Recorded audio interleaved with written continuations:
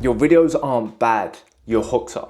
People are scrolling all day, every day. What is going to make them stop and watch your piece of content? That's what we need to understand here, because people need to be grabbed instantly. People's attention span is so terrible that if their attention isn't grabbed within 1 to 3 seconds, they are scrolling on to the next video. And we don't want that. We want people to be instantly engaged with your content, so that then encourages growth, encourages engagement within your posts. And that is going to be the main reason your posts aren't going viral. So today I'm going to break down what makes a good hook, what even is a hook, and what you can do within your current videos and your current marketing verticals to improve your hooks, improve your video performance, start seeing more success, and of course convert all of that traffic and monetize it to your OnlyFans. So when Sophie Rain messaged me asking me why her content wasn't going viral, I really analyzed her content and her hooks were terrible. Now, of course, I'm only joking. Sophie Rain is probably one of the most viral creators in the world, but if 99% of other creators were to replicate her style of videos and her content, it is not going to work, okay? Because she's an anomaly, okay? She can do a few dances, she can look good, and that converts and that works well, but for most people, that won't work. And that's why we've got to get more creative and strategic with how we approach gaining people's attention. So as I mentioned, let's break down the one and probably the only reason that your content isn't going viral. Because I'm sure it's great content, but I'm sure you are not triggering any sort of emotion within the first 3 seconds of your content, okay? The key to a great hook is making the user feel some type of emotion as soon as they see that video. Now, it could be curiosity, instantly engaged, confused, shocked. When a user feels something, they're more inclined to act on that emotion. And acting on that emotion could be engaging, commenting, liking, sharing it with a friend. All of these types of things that is going to encourage growth within your videos. But to strip it back and to really paint the picture of, what even is a hook? Let's assume that the person watching this, the OnlyFans creator watching this, doesn't even know what a hook is, nor the importance of it. So I really want to break it down. A hook is something that is going to get attention fast, okay? It's a quick movement, it's a quick pace, it's something that triggers attention, because having that attention is then going to captivate an audience and allow you to then retain that audience.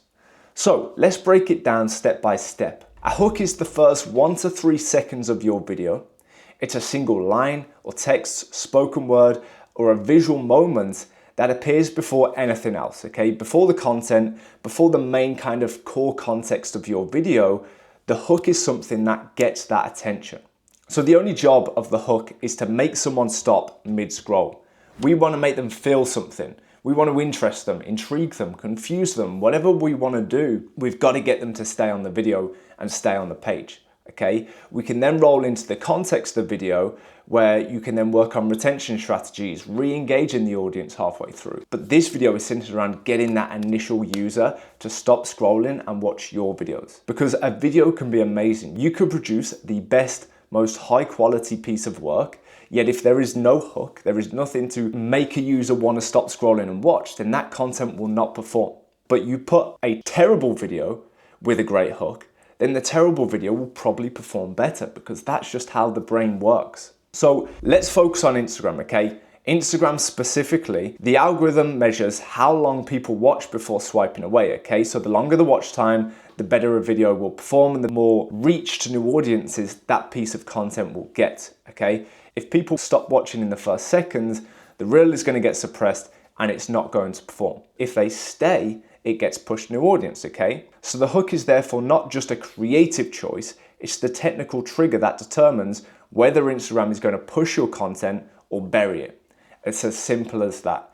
And really people overlook the importance of the hook, but it is quite honestly the be all and end all of the performance of a piece of content. So now that you know what a hook is, and if you're an OnlyFans creator watching this, I need you to lock in with me real quick, because I need to break down the importance of why a hook is so required as an OnlyFans model in 2026. Because truthfully, the importance has never been higher. For a female creator, or a male creator for that matter, for any OnlyFans creator, growing an Instagram as a funnel to OnlyFans, the hook carries extra weight for 2 reasons. Number 1, competition. We are in such a competitive industry where people are doing the same content styles, the same videos, people are copying each other. The space is saturated. What is going to set you aside from someone else? What is going to make someone stop on your video and not the 10 other OnlyFans creators below you on the For You page, right? We need to communicate to the viewer, I'm different and I'm worth your attention, okay? Because that's the subconscious decision someone will make before swiping off or liking and engaging and viewing that piece of content. The second is the platform constraint, right?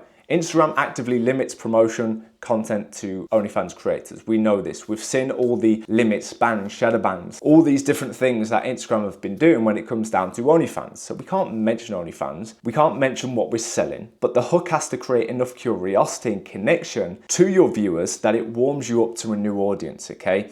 And eventually they engage with that content, they follow you for a while, they notice you have a link in the bio. That's the process. We're not saying, this is my page, go and subscribe. We're saying, this is my life, this is my story, this is what I like to get up to, this is the type of stuff I do, blah, blah, blah. And it will find the right audience and that audience will find that link, okay? So it's super important within those first 3 seconds, we're not being explicit saying, buy my OnlyFans. It's the hook related to the context of the video, and that context of the video shouldn't be anything related to OnlyFans whatsoever. It should be a creative way to demonstrate your niche, your personality, your character, your key features, whatever it may be, right? So if you're an OnlyFans creator and you're asking yourself, what the fuck do you do next? I've got you, okay? I've got you. I'm gonna break this down into 3 phases. And I want you to watch this video and I want you to then do exactly this, because this key 3-step phase is going to allow you to understand hooks, apply them to your own business and grow your social media brands, okay? Now, phase 1 is going to be research, okay? You need to understand which kind of emotion triggers the best response for viewer retention. So the 4 key emotions that encourage an increased watch time: pattern interruption, so something visually or verbally unexpected that breaks the scroll rhythm, okay? Starting mid-sentence, an unusual camera angle, a bold statement, something that doesn't make immediate sense, okay? Something that is cutting straight to the most interest point rather than building up to it. Now, what do I mean by this? Let's say you're doing a story time. Yeah, so the other day I went to a store, blah, blah, blah, right? If you start with that, then people aren't gonna be engaged. But if you have the most viral video or the most viral aspect of that story time, you add it to the start of the video, and then it cuts to the start of the story time, people are going to see that what the fuck moment or the oh shit moment that encourages curiosity. They're then going to watch the rest of the story time to see the full story. So really important, we don't just start the video boring, boring, boring. It's instant impact, it's hooking, it's pattern interruption, and then it's curiosity that leaves the rest of the video performing. Okay, as I just mentioned, curiosity cap, okay? The hook raises a question that it doesn't immediately answer, okay? The viewer has to keep watching that video to resolve and find the answer, okay? The reason I quit OF for 3 months was, you know, something about that, right? It's a much more compelling than a story time about my break. So we want to create that curiosity gap and then lead in to the context that describes it. We don't want to describe it straight away. Identity signal, okay? The viewer sees themselves in the hook within the first 2 seconds. If you've ever felt like this, you're not confident enough, blah, blah, blah. Like, you're speaking directly to the person. You're speaking to someone that is going to make them feel something, okay? Almost like you're on FaceTime to your friend, okay? A really crucial trick to almost breaking that 4th wall, right? You're speaking directly to the user. They're going to feel a type of emotion. They're going to want to keep watching. But you've got to hit them with a quick, if you've ever felt like you're not confident enough, do this. Like, of course, this is a very general example and may not be applicable to how you do it, but that goes on to phase 3. Tension or stakes, right? Something is at risk. Something surprising happened, something's being revealed, building tension, okay? The brain wants the resolution, okay? It's the age-old saying of sell the problem and then offer the solution. So it's what is the issue? What's gonna make them curious? What's gonna make them feel something? Build up tension, build up curiosity. And then it's leading into, okay, they can get the answer if they can continue watching. So these are the best 4 key emotional triggers that is going to warrant a great retention and a great watch time for your videos. Like I said, better the watch time, the better the performance of your content. So watch time equals views, views equals money for you. Phase 2, I want you to scroll. Now I know people are against scrolling, but I want you to scroll. This is market research and it's going to hold such a weight in value when it comes down to creating your own hooks, right? So take 2 hours to scroll, copy and paste the links of videos that perform well within your niche into your notes section and get 20 plus reels available to dissect and try to understand. Then ask yourself the question and start taking some notes. What made you stop and scroll? What emotion did the hook trigger to encourage you to watch? List out the best hooks, list out the emotions each one triggered. Did it make you feel a level of curiosity, a level of confusion, a level of shock? What this is allowing you to do is look at a viral piece of content within your niche and reverse engineer why a video performs so well in order to replicate these hooks and apply it to your own pieces of content.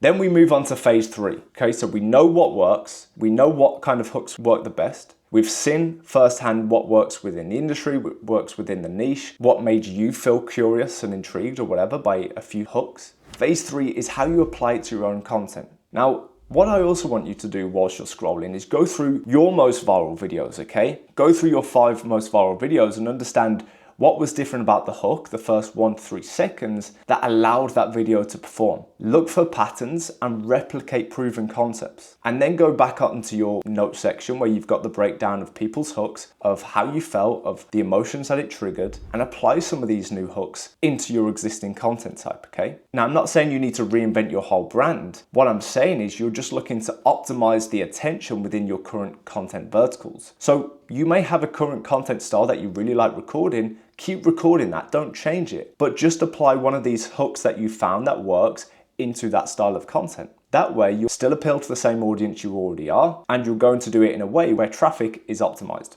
Understand your target audience, the type of emotion you want to trigger that is going to work best for your ideal customer type. Now what you're doing is applying viral hooks to existing proven concepts that you already film that you also know is going to appeal directly to your intended audience. You do all of these things. And what is the outcome? What is the outcome? Because this is something that we do and I understand what the outcome is. And I want you to replicate it yourselves because I see firsthand the results it brings in. Now, these are all different creators and you can look at the dates, like there is no bullshit here. These are the exact dates that this video is probably going out or maybe within a week of it. All of our creators are just absolutely smashing it. 7 days, 7 days, 7 days, right? It's not even all of our creators. This is a handful, maybe a quarter of our clients that are all applying this method of content styles, content productions, right? We are all focused on the hook, the importance of the hook, and applying it within their content verticals to have a solution for going viral.